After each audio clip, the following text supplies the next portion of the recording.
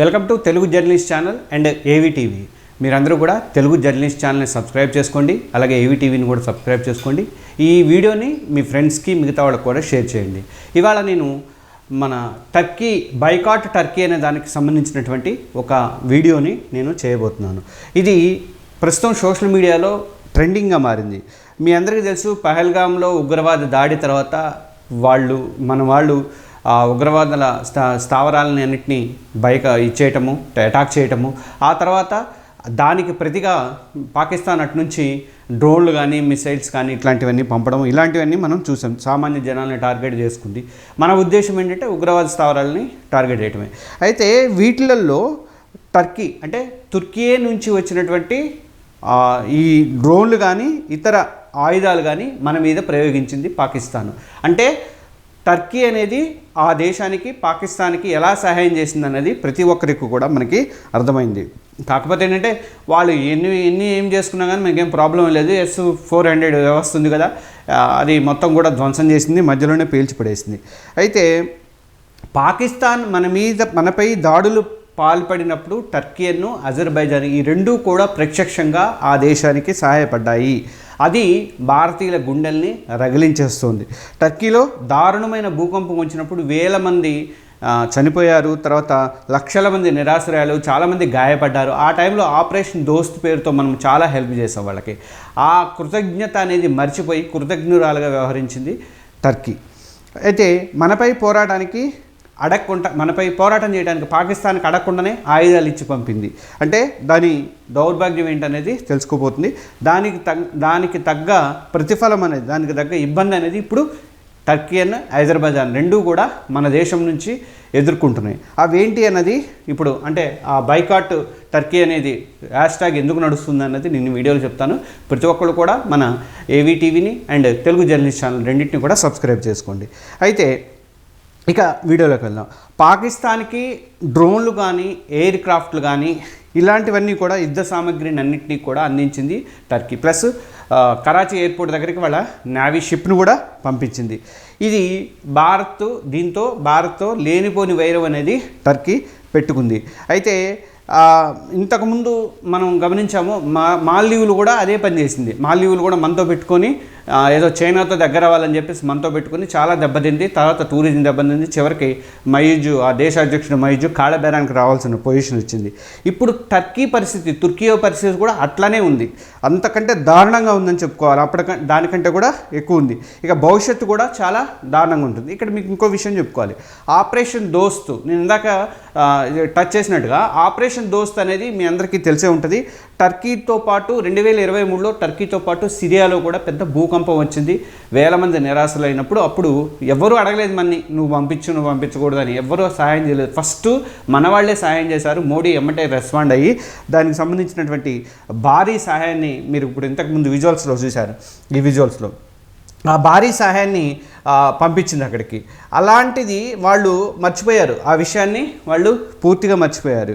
తర్వాత అంటే అక్కడికి మందులు పంపించాము, టెంట్లు పంపించాము, వైద్య సామాగ్రిని పంపించాము, తర్వాత వీళ్ళని పంపించాము, మన సైనికులను పంపించాము, వెలికితీత కార్యక్రమాలకి లేటెస్ట్ ఎక్విప్మెంట్లు పంపించాము. ఈ టర్కీకి చేసినటువంటి మానవతా సహాయం అంతా కూడా ఇంత కాదు. అప్పుడు ఉన్నది తయ్యిప్ ఎర్డోగాన్, ఇప్పుడు కూడా ఆయనే ఆ దేశాధ్యక్షుడిగా ఉన్నాడు. ఈయన భారత్కి పక్కా వ్యతిరేక అనమాట. ఈయన ఏం చేస్తాడంటే ఎప్పటికప్పుడు మనకి వ్యతిరేకంగానే ఎప్పుడు పాకిస్తాన్కి అండగా నిలబడుతూ ఉన్నాడు. ఇప్పుడు ఆయనకి పాకిస్తాన్కి అత్యంత సన్నిహితుడు కూడా. అయితే పాకిస్తాన్కే అతిగతి లేదు. బయట అప్పులు పుట్టడమే కష్టంగా ఉంది. బిచ్చగాళ్ళని సౌదీ అరేబియాకి పంపించి వాళ్ళ దగ్గర నుంచి వచ్చిన డబ్బులతో బతుకుతోంది. అంత దారుణంగా ఉంది పరిస్థితి. అలాంటి పాకిస్తాన్కి ఎందుకు సహాయం చేసింది ఇది అన్నది అర్థం కావట్లేదు. ఇక్కడ మనం ఒక విషయం గమనించండి, అంటే మన దగ్గర నుంచి టూరిస్టులు తుర్కీకి కానీ అజర్బైజాన్కి కానీ పెద్ద మొత్తంలో వెళ్తుంటారు. 2024లో లెక్క చూసుకుంటే ఒకసారి టర్కీకి 3 లక్షల మందికి పైగా ఇండియన్స్ టూరిస్టులు అక్కడికి వెళ్ళారన్నమాట. అజర్బైజాన్కి అయితే 2.5 లక్షల మంది దాకా వెళ్ళారు. అయితే ఇప్పుడు వీళ్ళ ద్వారా, అంటే ఒక్కొక్క టూరిస్ట్ ద్వారా దాదాపు $1000 దాకా వాళ్ళకి డబ్బులు అనేవి ఖర్చు పెడుతున్నారు. కాబట్టి వాళ్ళకి ఆదాయం అనేది అక్కడ వస్తుంది. అంటే మన డబ్బు ఎన్ని వేల కోట్ల రూపాయలు ఈ రెండు దేశాలకు వెళ్ళిందో ఆలోచించండి. అయితే ఇప్పుడు అందుకనే వాళ్ళు ఈ తుర్కీ పాకిస్తాన్కి భారీగా సైనిక సహాయం చేయడాన్ని నిరసిస్తూ మండిపోయినటువంటి భారతీయులందరూ కూడా బైకాట్ టర్కీ అని చెప్పేసి ఒక సోషల్ మీడియాలో నినాదం చేశారు. నినాదంతోనే సరిపోలేదు, ఇప్పటికే ఆ దేశానికి వెళ్లకుండా మొత్తం క్యాన్సిల్ చేసేసుకుంటున్నారు. టూరిజం అన్నీ కూడా క్యాన్సిల్ చేసుకుంటున్నారు. విమాన టికెట్లు అన్నీ క్యాన్సిల్ అయిపోతున్నాయి, బంద్ అయిపోతున్నాయి. చాలా టూరిజం సంస్థలు మేము అక్కడికి ఇవ్వట్లేదు, మేము పంపించట్లేదు వాళ్ళని అని చెప్పి ఇవన్నీ ఈ సంస్థలన్నీ కూడా టర్కీ ఎయిర్లైన్స్కి సంబంధించిన ఇవన్నీ మొత్తం కూడా వాళ్ళు మేము పంపట్లేదు, అక్కడికి టికెట్లు బుక్ చేయట్లేదు అని చెప్పేసింది. తర్వాత అంటే మనం పెట్టినటువంటి ఇంత డబ్బులు మొత్తాన్ని కూడా వాళ్ళు ఉగ్రవాదులకి ఖర్చు పెడుతున్నారు. మన డబ్బులు తీసుకెళ్ళి వాళ్ళు ఉగ్రవాదులకి ఇచ్చి అవి మన దేశం మీదకే పోరాటానికి పంపుతున్నారు. వాళ్ళు ఏడాదికి దాదాపు $50 కోట్ల దాకా ఉగ్రవాదులకి తుర్కీ ఫండింగ్ చేస్తున్నట్టుగా సోషల్ మీడియాలో మెసేజెస్ అనేది వైరల్ అవుతున్నాయి. ఇప్పుడు బైకాట్ టర్కీ అజర్బైజాన్ వల్ల ఈ రెండు దేశాలు ఇది ఆ రోజు పాకిస్తాన్తో యుద్ధం అయిపోయిన తర్వాత వాళ్ళు సంబరాలు జరుపుకున్న విజువల్స్ ఇవి, తుర్కీ వాళ్ళు సంబరాలు జరుపుకున్న విజువల్స్ అవి. అంటే ఇంకొక ఇదేంటంటే తుర్కీలో యాపిల్స్ బాగా పండుతాయి. అక్కడ ఫుల్గా యాపిల్స్ ఉంటాయి. ప్రతి ఏటా కూడా అక్కడ నుంచి మనకి దాదాపు 1,500 కోట్ల రూపాయలు విలువైనటువంటి యాపిల్స్ మన దేశానికి దిగుమతి అవుతూ ఉంటాయి. దాంతో ఇప్పుడు అవి కూడా బంద్ పెట్టేశారు. తుర్కీ ఎప్పుడైతే పాకిస్తాన్కి సహాయం చేసిందో వాటిని కూడా ఆ యాపిల్స్ దిగుమతిని కూడా మన వ్యాపారులు పూణే కానీ మిగతా చోట్ల వ్యాపారులు ముంబై వ్యాపారులు కానీ వాళ్ళు బంద్ చేసి పడేశారు. అంటే పర్యాటకంతో పాటు యాపిల్స్ మీద వచ్చే డబ్బులు కూడా వాళ్ళు నష్టపోతున్నారు. ఇప్పుడు దారుణంగా ఉంది. ఉగ్రవాద దేశానికి సపోర్ట్ చేసినందుకు టర్కీ ప్రభుత్వం కాదు, ప్రభుత్వం ఎద్దగానే ఉంది, వాళ్ళు ఉంటాడు రేపు పోతాడు సస్తాడు, కానీ అక్కడ ప్రజలు మాత్రం ఇబ్బంది పడుతున్నారు, ప్రజలు మాత్రం అనుభవిస్తున్నారు. దీంతో టర్కీ మార్బుల్స్, కార్పెట్స్, తర్వాత డిజైనర్ వేర్స్, ఫర్నిచర్స్, లైట్స్ ఇవన్నిటికి కూడా మనకి భారత్లో మంచి డిమాండ్ ఉంది.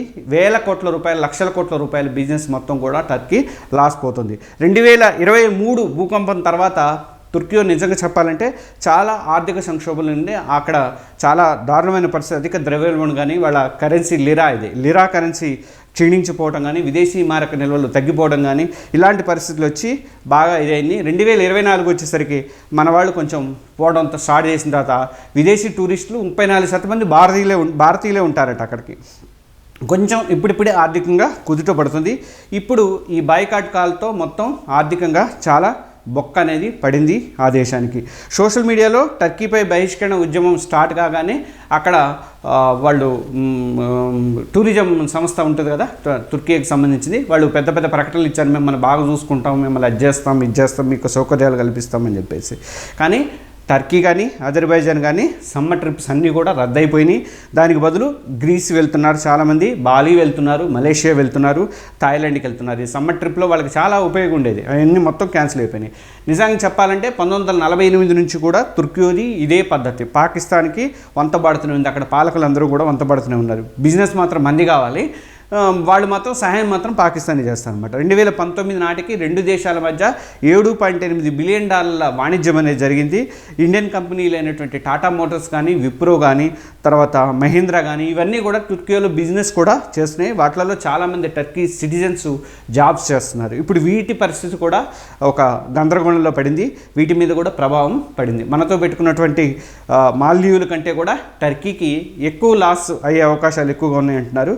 మన ఇండియన్స్ అంతా ఒకటే గుర్తుపెట్టుకోవాలండి, మన శత్రు దేశాలకు టూరిస్టులుగా మనం వెళ్తే వాళ్ళు మనం కొనుక్కున్నటువంటి ఆ వస్తువులు కానీ లేకపోతే మనం పెట్టినటువంటి ఖర్చులు అన్నింటిలో ఆ డబ్బుల ద్వారా సగం మళ్ళీ మన్ని చంపడానికి ఉగ్రవాదులకి ఫండింగ్గా వెళ్తుంది. కాబట్టి అలాంటి దేశాలకి వెళ్లకుండా మనం గట్టి డెసిషన్ అనేది తీసుకోవాలి. వాళ్ళ వస్తువులు కూడా కొనకూడదు. వాటిని బైకాట్ చేయడం అనేది సోషల్ మీడియాలో స్టార్ట్ అయినటువంటి ఈ బైకాట్ అనేది మనమందరం కూడా స్వాగతించాలి.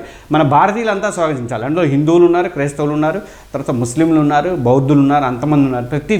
ప్రతి భారతీయుడు కూడా దీనికి మనం సపోర్ట్గా నిలవాలి. అందరం కూడా మన సైన్యానికి అండగా నిలవాలి.